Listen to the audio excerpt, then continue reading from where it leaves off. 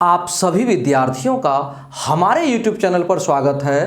कक्षा 10वीं की गणित पढ़ेंगे जो आपकी बिहार बोर्ड की पुस्तक है, जो आपकी सरकारी विद्यालयों में पढ़ाई जाती है, जिससे बिहार बोर्ड के बोर्ड एग्जाम में प्रश्न रहते हैं। उसी पुस्तक को पढ़ेंगे, गणित को पढ़ेंगे। एक्सरसाइज 1.2 प्रश्नावली 1.2 को पढ़ेंगे। इसमें हम लोग प्रश्न संख्या 4 और उससे आगे के प्रश्नों को हल करेंगे। इससे पहले के जितने सारे प्रश्न थे हम लोगों ने बना रखा है। यदि आप हमारे चैनल पर पहली बार देख रहे हो तो आप हमारे प्लेलिस्ट को जरूर चेक कर सकते हैं और आप देख सकते हैं कि बेहतरीन ढंग से प्रश्नों को हल करके मैंने रखा है।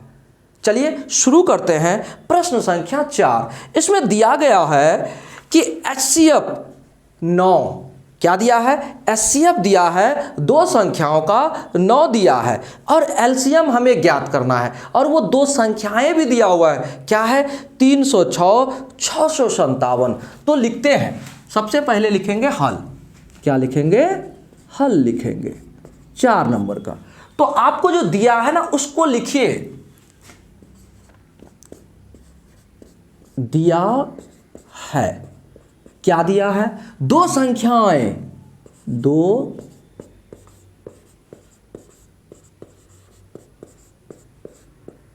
संख्याएं।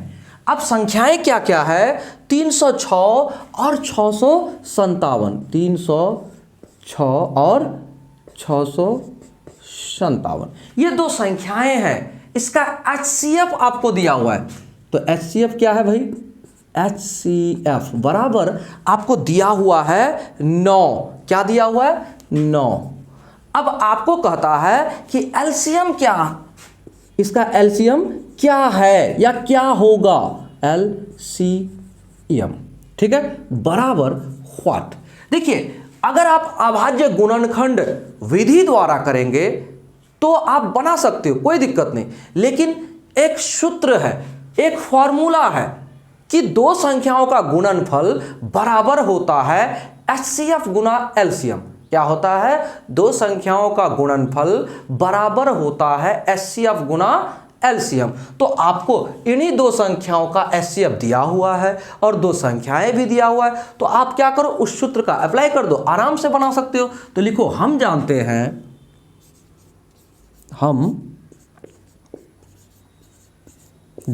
हैं क्या जानते हैं कि दो संख्याओं का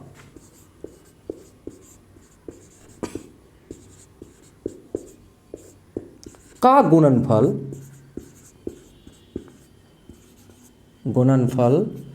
बराबर होता है LCM गुना HCF या फिर HCF गुना LCM। तो LCM गुना HCF, तो दो संख्याओं का गुणनफल यानी 306 गुना 657, 306 गुना 657 हो गया। दो संख्याओं का गुणनफल बराबर होगा LCM गुना HCF। HCF आपका क्या है? 9 हो गया। अगर अचर और चर यानी अचर और चर एक साथ हो, यानी LCM गुणा में है 9 के, तो हम इसको इस पार अगर कर दें तो गुणा वाला बराबर के इस पार आएगा तो भागा में होगा, एकदम होगा। आपको पता है तो क्या करोगे आप? इसको लिख सकते हो 306 गुणा 657 बटे क्या कर सकते हो? 9 बराबर कर सकते हो LCM, ठीक है। तो काटेंगे, 9 एकम 9 और 9 साते 63, साते 63, तो 2 बचा ना, 2 बचा। इस 2 को अगर यहाँ बैठा दे तो 27, तो 9 तिया 27। कहने का मतलब 306 गुना 73 बराबर LCM। तो क्या करते हैं, हम लिखते हैं 306 गुना 73 बराबर LCM। तो इतना बराबर LCM, तो इसको जब आप गुणा करोगे, हमने गुणा किया है तो आया है 22,338। क्या आया है? इसलिए LCM बराबर 22 लिख देते हैं, 22,338। ये दोनों संख्याओं का अगर आप गुना करेंगे तो ये आपका आएगा। आप गुना करके देख लेना, मैंने कर रखा है ताकि वीडियो में आपको लंबा ना हो। तो चलो, ये हो गया आपका आंसर। तो आप कह सकते हो अतः एलसीएम बराबर इतना, आप कह सकते हो अतः एलसीएम बराबर कितना भाई, 22,338, है ना, है। आंसर यहां कर सकते हो या फिर यहां भी कर सकते थे, कोई दिक्कत नहीं। चलिए अगला प्रश्न को हल करेंगे, बेहतरीन ढंग से हल करेंगे। अब चलिए प्रश्न संख्या 5 को हल करते हैं। 5 में कहता है जांच कीजिए कि क्या किसी प्राकृतिक संख्या n के लिए संख्या 6n अंक 0 पर समाप्त हो सकती है। यह हमें क्या करने कहा, जांच करने कहा।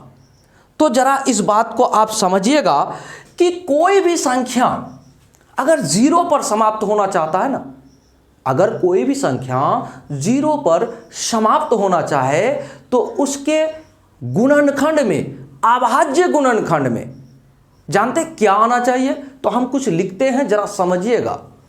देखिए सबसे पहले लिखिए आप हल, लिखिए यदि कोई संख्या, लिखिएगा यदि कोई संख्या, इस प्रश्न का आंसर आप इसी प्रकार से दोगे। यदि कोई संख्या 0 यानी 0 पर, 0 यानी 0 पर आप लिख दो, 0 पर समाप्त होना चाहती है,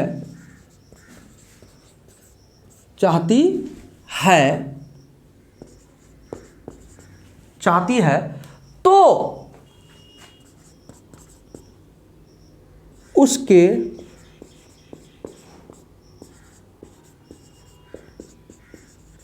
अभाज्य गुणनखंड में, किसमें, अभाज्य गुणनखंड में कम से कम एक बार, कम से कम एक बार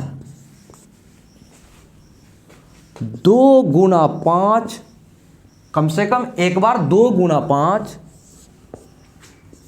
आना आवश्यक है।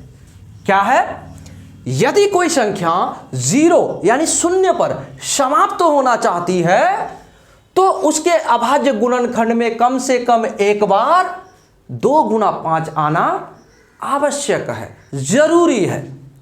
तो क्या करते हैं, हमको कहा है कि n के लिए 6n अंक 0 पर समाप्त हो सकती है क्या। तो अब लिखते हैं इसलिए 6 का अभाज्य गुणनखंड, क्या होगा भाई, 6 को जब आप अभाज्य गुणनखंड करोगे, द्वितीया 6 हो गया। अब इसको आप 3 1 ऐसा कर सकते हो। तो जरा देखो 6 बराबर क्या हुआ, 2 इंटू 3 इंटू 1। यहां 2 गुना 5 का रूप आया है क्या, नहीं आया है। तो आप लिखोगे चूंकि 6 का अभाज्य गुणनखंड,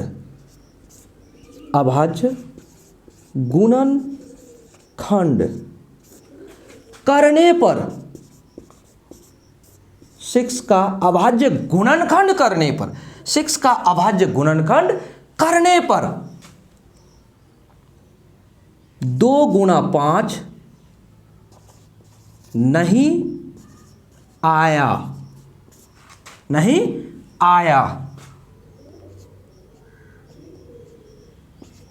इसलिए हम कह सकते हैं,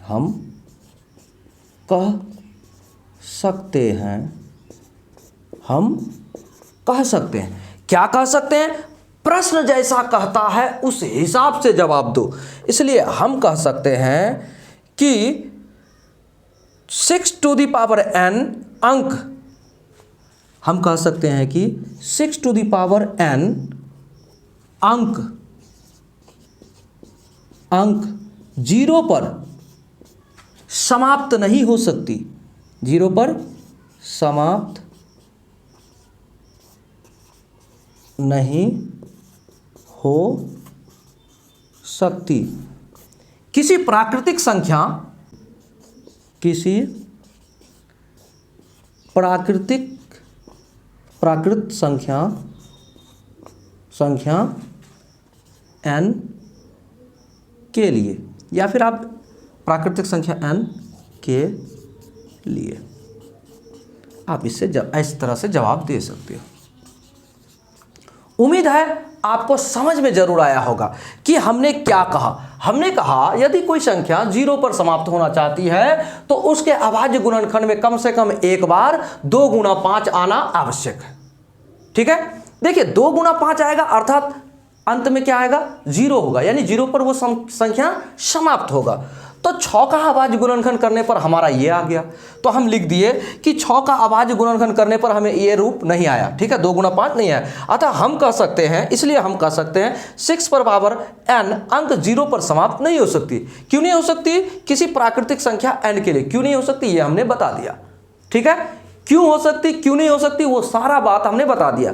तो आपको एक बात और बताएं, यह ऐसा प्रश्न है जो बोर्ड एग्जाम में आपके संभावित प्रश्न है। तो देखिए संभावित प्रश्नों को आप थोड़ा गहराई से समझें। क्या करें? गहराई से समझें, दिमाग लगाएं, ताकि आपको बोर्ड में दिक्कत ना हो। आप ऐसे छात्र हो जिसके सामने बोर्ड एग्जाम है, इसलिए अधिकतर बच्चे मैथ्स की तैयारी करते हैं और मैथ्स में कम नंबर आता है। क्यों? क्योंकि वो मैथ्स को समझते कम है। तो समझिए, अगर समझेंगे तो नंबर अधिक आएंगे। तो चलिए प्रश्न संख्या अगला को हल करते हैं। अब जरा अगला प्रश्न को देखिए, कहता क्या है। अगला प्रश्न कहता है व्याख्या कीजिए कि 7 गुना 11 गुना 13 प्लस 13 और 7 गुना 6 गुना 5 गुना 4 गुना 3 गुना 2 गुना 1 प्लस 5 भाज्य संख्याएं क्यों है। यानी ये संख्याएं भाज्य है, लेकिन क्यों है आपको बताना है। तो भाज्य संख्या होती क्या है, जरा इस बात को समझिए। मैंने लिखा यहां आपका समय बचाने के लिए। भाज्य संख्या वह है जिसका गुणनखंड करने पर, क्या करने पर? गुणनखंड करने पर कम से कम 2 से अधिक बार आ जाए। जैसे भाज्य संख्या मान लो 6 है, 6 को हम क्या करते हैं?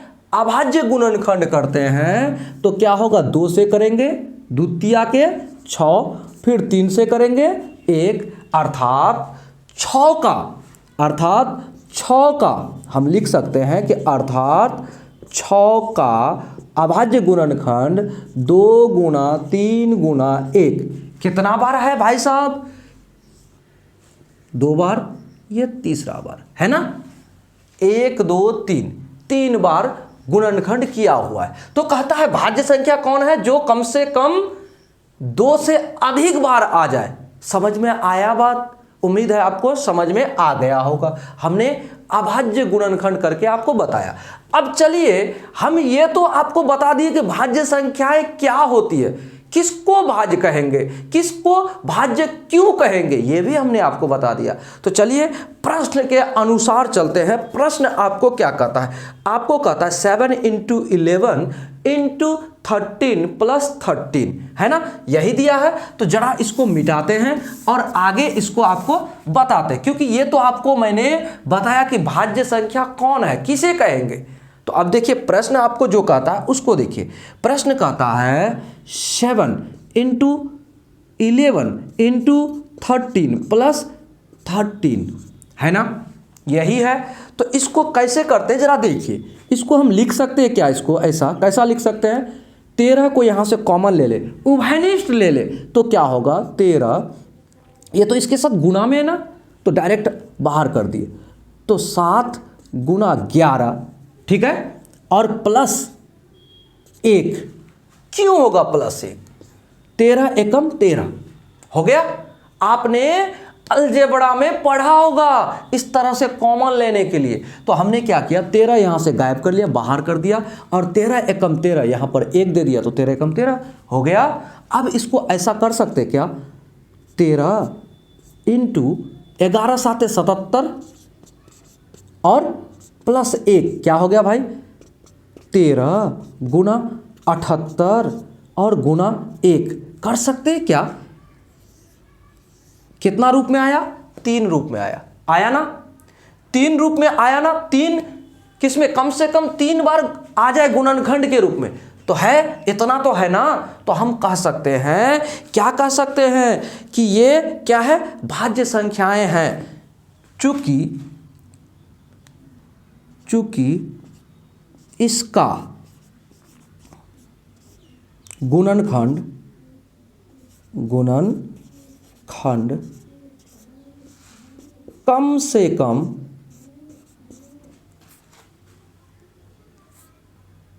कम से कम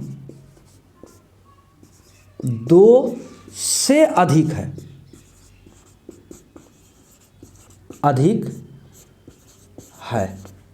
कितना से? 2 से अधिक है। देखो ना, 1 2 3 है ना, 2 से अधिक है। इसका गुणनखंड कम से कम 2 से अधिक है, इसलिए यह भाज्य संख्या है। हमने क्लियर कर दिया, यह हमारा आंसर हो गया। अब आ जाओ, ये तो हमारा आंसर निकला। हम अब इधर भी चलते हैं। क्या दिया है आपको? आपको दिया है 7 into 6 into 5 into 4 into 3 into 1 plus 5, यही दिया है। तो इसे भी इसी तरह से हल करेंगे और आपको बेहतरीन ढंग से समझाएंगे। तो देखिए, यहाँ से कॉमन हम ले सकते हैं क्या, बाहर कर सकते हैं। ये यहाँ से लेकर यहाँ तक गुणा में है और ये यहाँ प्लस के 1 है, तो हम इसको क्या कर सकते हैं, बराबर 5 कॉमन क्या कर सकते हैं, 7 गुना 6 कर सकते, 7 6 का 42 कर दिया। अब इसको भी गुना कर दो, 4 तिया 12, 12 एकम 12, क्योंकि 5 तो कॉमन है, गुना 3 और यहाँ तो 2 भी आएगा ना, यहाँ 2 भी आएगा, जरा देखो, 3 गुना 2 गुना 1 प्लस 5 ऐसा होगा, ऐसा था प्रश्न में। तो अब यहाँ एक काम करो, 2 एकम 2, 2 तिया 6, 6 चौक 24, तो यहाँ 24 गुना 42 और प्लस 5 एकम 5। क्यों ऐसा किया हमने? देखिए, कॉमन तो ले लिया, लेकिन हमें तो गुना करना था, इतना को, ये टोटल को यहाँ से लेकर यहाँ तक, तो हम इसको गुना भी करते जाएं, क्योंकि गुना में 5 तो था ही ना, 5 को हमने निकाल लिया बाहर। अब चलो क्या करते, इसको हम कर सकते हैं 42 गुना इतना को अगर करते हैं तो 24 गुना 42 जब करोगे तो क्या आएगा, जरा गुना करके देखो, 42 गुना 24, 4 दूनी 8, ठीक है, 4 चौका 16, ठीक है, और 2 दूनी 4 और इधर 4 दूनी 8 हो गया। अब इसे 8 और इधर 10, इधर 9 1 10, 1008 क्या हो गया 5, और इधर क्या हो जाएगा 1008 प्लस 1। इसको हम ऐसा लिख सकते हैं क्या, 5 और गुना इसको 1009 कर दें, यानी गुना 1009। अब इसको हम ऐसा लिख सकते हैं क्या, 5 गुना 1009 गुणा 1 लिख सकते हैं क्या। तो देखो 1 2 यानी 1 2 3 कितने खंड में है, 3 खंड में, 3 बार गुणा में है ना। हमने क्या कहा है, भाज्य संख्या वह है जिसका गुणनखंड करने पर कम से कम 2 से अधिक बार आए। तो कितना बार आया भाई, 1 बार 2 बार 3 बार आया ना। तो इसके बारे में भी लिख सकते हैं कि इसका गुणनखंड कम से कम 2 से अधिक है, अतः या इसलिए यह भाज्य संख्या है। तो हम इसको एक काम कर सकते हैं, इसको टोटल बात को लिख सकते हैं कि इतना इतना भाज्य संख्या है, क्योंकि इन दोनों समूहों का जो अभाज्य गुणनखंड हम किए वो 2 से अधिक बार आया। कितना बार आया? 2 से अधिक बार आया। तो हम यहाँ लिख सकते हैं, इसको हम जरा मिटाकर आपको यहीं पर समझाकर लिख देते हैं। क्या लिख देते हैं समझिएगा, क्या लिख सकते हैं? चूंकि उपर्युक्त दोनों समूहों का गुणनखंड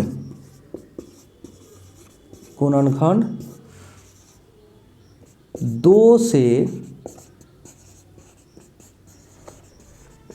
अधिक बार आया है, अतः यह भाज्य संख्याएं हैं।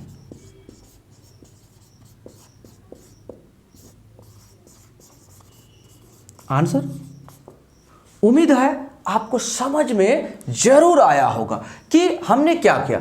इसको तोड़कर यहां से कॉमन ले लिया 5 को और बाकी सबको यहां से यहां तक गुणा कर दिया, क्योंकि यहां से लेकर यहां तक गुणा में था और प्लस 5 था तो 5 को कॉमन लेंगे तो यहां 1 ही आएगा ना।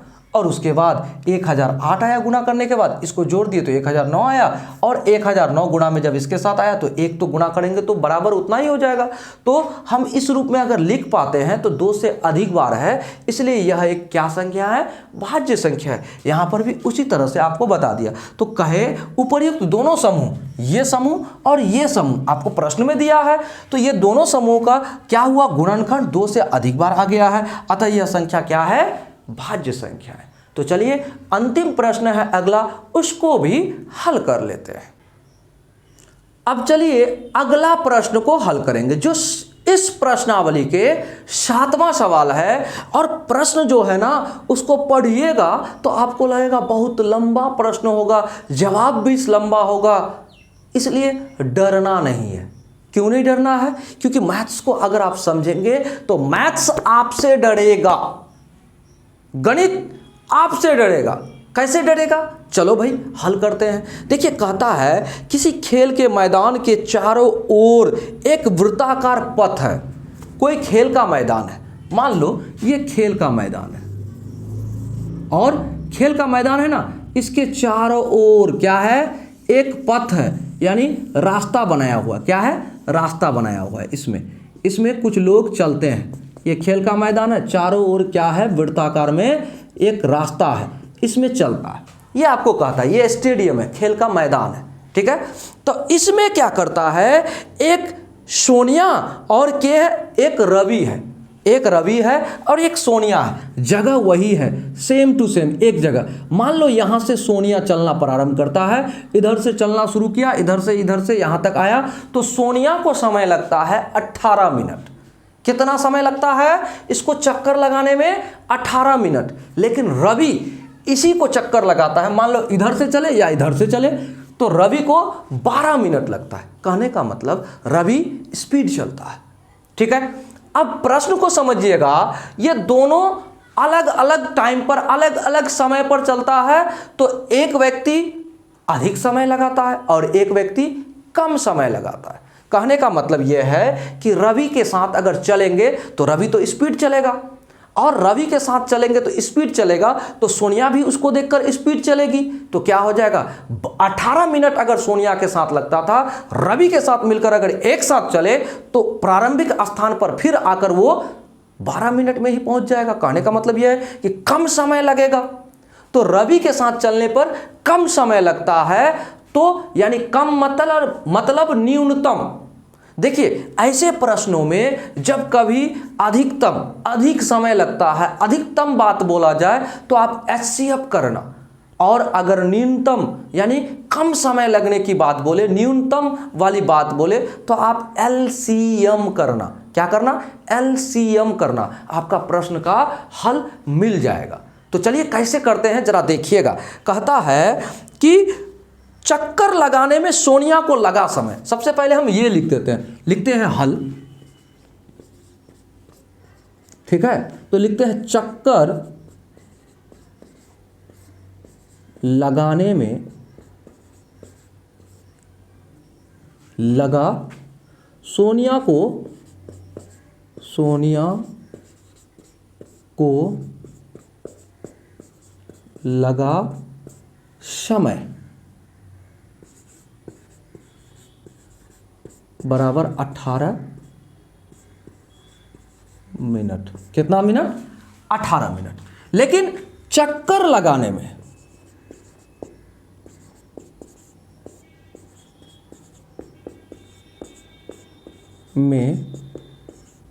रवि को लगा समय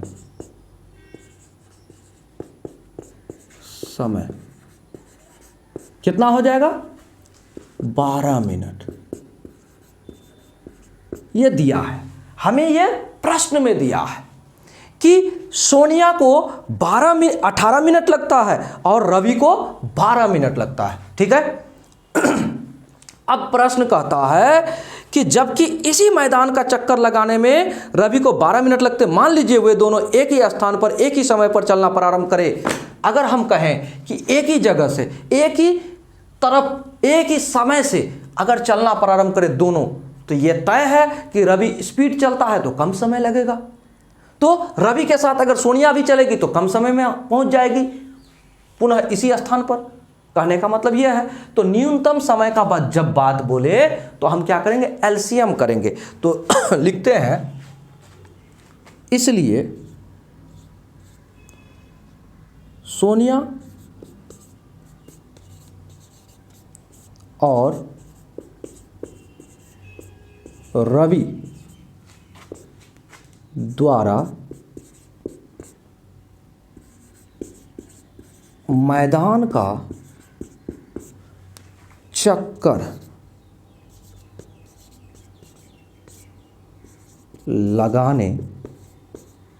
में लगा समय। तो इसको सोनिया और रवि द्वारा मैदान का चक्कर लगाने में लगा समय तो कैसे कहेंगे? न्यूनतम समय। क्यों? क्योंकि एक साथ जब प्रारंभ किया चलना ना, तो यहां से यहां तक, तो रवि और सोनिया में कम समय लगाता है रवि, तो रवि के साथ चलेगा सोनिया अगर, तो क्या हो जाएगा? तो समय कम लगेगा।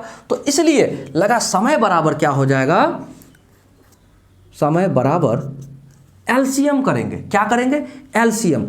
अब समय बराबर क्या होगा? अब आप यहां पर करो एलसीएम, तो किसका बराबर होगा? बराबर दोनों के द्वारा लगा समय, दोनों के द्वारा लगा समय का एलसीएम। ठीक है, यह हमने आपको लिख कर दे दिया, स्पष्ट कर दिया। तो क्या करोगे आप? एलसीएम कर दो। कैसे? अभाज्य गुणनखंड विधि से करो या भाग विधि से करो, आपकी जैसी मर्जी, क्योंकि इसमें यह नहीं कहा है कि आप कैसे इसको हल करोगे, किस विधि से हल करोगे। सोनिया और रवि द्वारा मैदान का चक्कर लगाने में लगा समय एक साथ पूछ रहा है, तो इसके लिए हम क्या करेंगे? दोनों के द्वारा लगा समय का एलसीएम ज्ञात करेंगे। क्या करेंगे? इतना बराबर दोनों के द्वारा लगा समय का एलसीएम। तो एलसीएम ज्ञात हम कैसे करें? इसमें कोई विधि नहीं बताया है कि आप किस तरह से एलसीएम ज्ञात करोगे, कुछ विधि नहीं बताया। तो आप क्या करो? भाग विधि से निकाल दो। क्या करो? 12 और 18 का एलसीएम जब करोगे तो क्या होगा? 2 से करेंगे तो 2 × 6 = 12 और 2 × 9 = 18, फिर 2 से करेंगे तो 3 नहीं होगा। क्यों नहीं होगा? क्योंकि दोनों में कटना चाहिए, तो 3 से करो। 3 दूनी 6 और 3 तिया के 9, और कटेगा? नहीं कटेगा। कहने का मतलब अब हम क्या कर सकते हैं? इसको कर सकते हैं 2 × 3 × 2 × 3, यानी 9 × 4 = 36 बराबर 36। तो ये आ गया। तो हम कह सकते हैं कि बराबर एलसीएम क्या आ गया हमारा? 36 आ गया। तो एलसीएम जब 36 आ गया, इसलिए एलसीएम बराबर इतना। तो एलसीएम बराबर 36, तो हम कहेंगे अतः दोनों के द्वारा लगा समय, एक साथ चलने में लगा समय कितना हो जाएगा? 36 मिनट। तो प्रश्न जिस तरह से कहता है उसी तरह से आप लिखो। अतः अतः सोनिया और रवि 36 मिनट बाद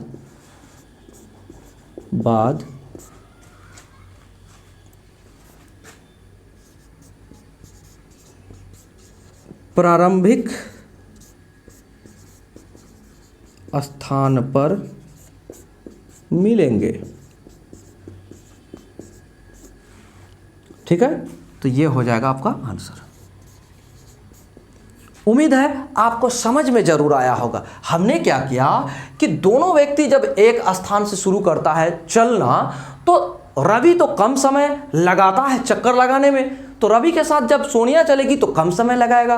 तो कम समय लगाने के लिए यानी न्यूनतम समय जहां लगे, तो आपको क्या करना चाहिए, आपको एलसीएम करना चाहिए। और इसमें कहा नहीं है कि किस विधि से एलसीएम करें, तो आप क्या करते हैं, सोनिया और रवि द्वारा मैदान को चक्कर लगाने में लगा समय क्या हो जाएगा, दोनों के द्वारा लगा समय का 18 मिनट और 12 मिनट समय का एलसीएम।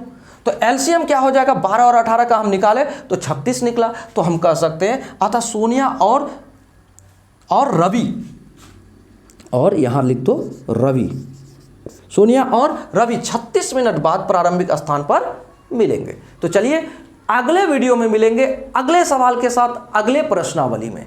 आपसे यही उम्मीद करेंगे कि आप हमारे वीडियो को लाइक करते हुए अपने दोस्तों को शेयर जरूर करेंगे। यदि आप हमारे चैनल पर नए हो तो आप हमारे चैनल को सब्सक्राइब करो। जय हिंद।